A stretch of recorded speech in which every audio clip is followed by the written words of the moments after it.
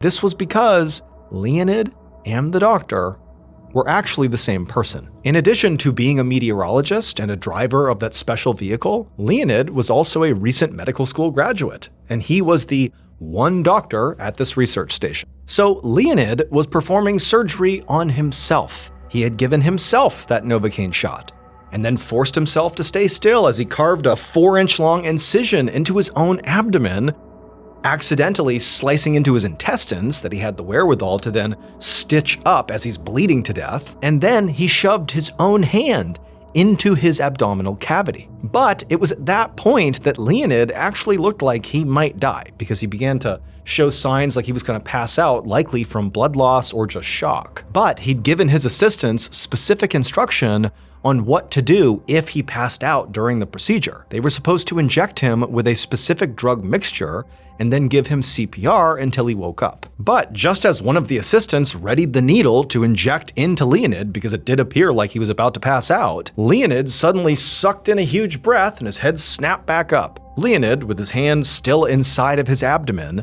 told his assistants that he was okay. Then he looked over at the mirror that one of his assistants had been holding up this whole time so that he could see what he was doing during the surgery. And with a combination of the mirror and just sort of feeling around inside of his own body, which must have been horrifically painful, Leonid finally found the thing that was making him so sick. It was his appendix. This entire time, Leonid had been suffering from acute appendicitis. Then he cleaned out his abdominal cavity with antibiotics and then sutured up the entire incision. When he was finally all done, Leonid examined his appendix that he had cut out of himself, and he saw there was this dark, diseased-looking spot right on the bottom of it. Leonid estimated that if he had not removed this thing, it very likely would have burst in less than 24 hours, and that definitely would have killed him.